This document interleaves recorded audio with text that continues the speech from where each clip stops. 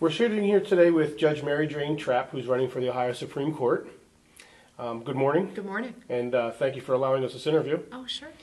As I told you before we started, we're going to touch more on the background of you as the person, the person who's the real person, rather than who the public sees just a handshake at a parade once a year or something of that nature. So let's start with your background growing up. Where were you born?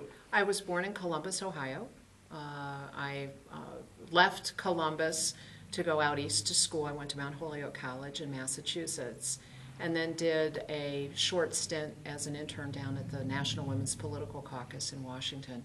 But really, I wanted to come back to Ohio and I went to law school at Case Western Reserve, fell in love with Northeast Ohio, fell in love with my husband, decided to stay here and start a practice with him. Let's go way back. We kind of jumped way ahead. Let's talk about your childhood. Oh, okay.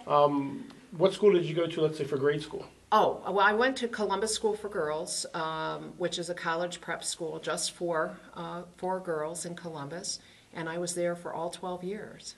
And how were you as a student in grade school? I was a good student. I had perfect attendance. I was actually talking to a young woman yesterday who was at a rally that had her perfect attendance button on. So I liked school. So I did well in school, except for math. That's why I became a lawyer. No math and law? No, well, there's some, but algebra was about as far as I wanted to go. Calculus was really tough. How about your family life growing up? Well, I was lucky. I had both my parents, and I spent a lot of time with them and a lot of time with my grandparents because both my parents worked together. They were land developers in Columbus, and they had a little niche developing sporting arenas. So we had, at one time, a swim club, a roller skating rink, and an ice skating rink. So guess what I did for my sports activities? I was a swimmer and a competitive skater. So I got to spend a lot of time with my parents and my grandparents who lived over on the west side of Columbus. My grandfather was a teacher and a football coach, and I was the grandson he never had, so I learned football too. I bet your parents having those venues made you a pretty popular kid in the neighborhood too. Yeah, we had the greatest places to have birthday parties. Any brothers or sisters? No, I'm an only child. Okay. You did mention perfect attendance in school, and you said your grades were good, but how good were they? Well, I was an A-B student, didn't get straight A's, primarily because of my math. But I was able to have good scores on my SATs so that I could go to a really good college. Other than the sports you already told us about, any other extracurricular activities in school growing up?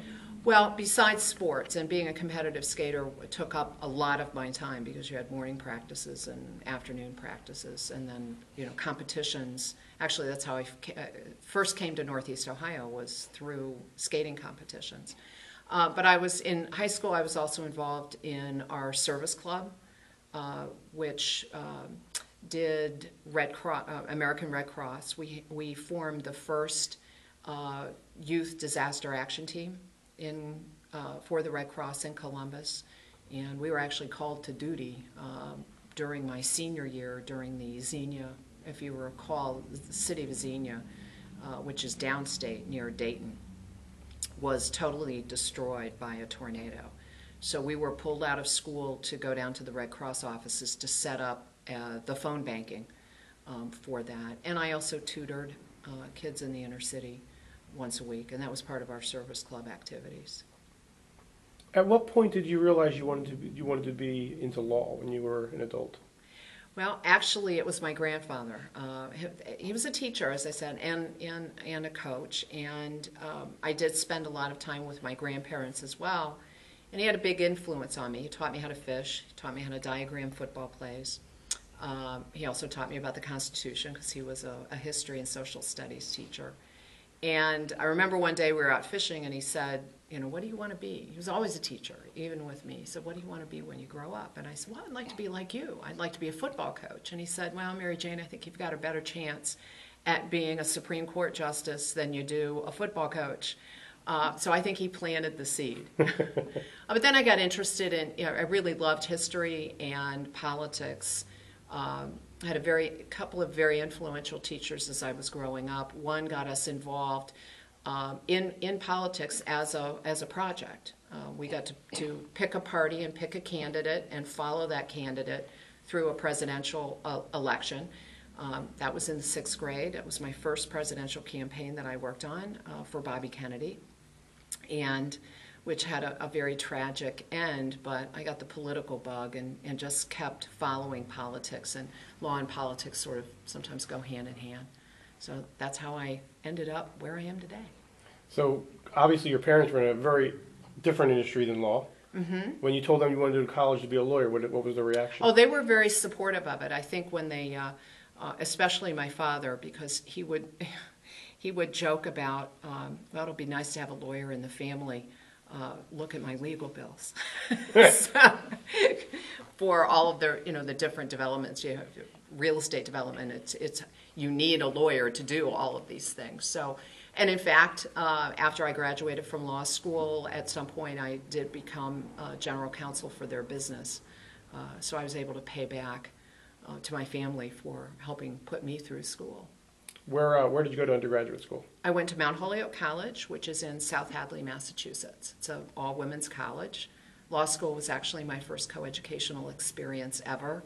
It was very odd to go into a classroom setting and you look around and say, what are all these guys doing here? And where did you go to law school? Case Western Reserve. And what was your favorite part of law school? Research, advocacy, and writing course that we had first year, and then I was able to in my second year become editor of a journal that we had called Ohio Women in Law, because I really loved to research and loved to write. So those were my favorite courses. What about your least favorite? Probably contract damages. That was my least favorite part of contracts. Was interesting, but the damages part was pretty dry. And how were your grades in law school? Grades in law school were good. I did not graduate in the top of my class. We left that to a friend of mine who's now a law school professor, but I was in the top half of my class. And when you graduated and you had to go take the bar exam, were you nervous? Oh, sure. I was especially nervous when I found out that you can't type, well, at that time you couldn't type the bar exam. Because where I went to school, undergraduate school, and in law school, we could type our exams.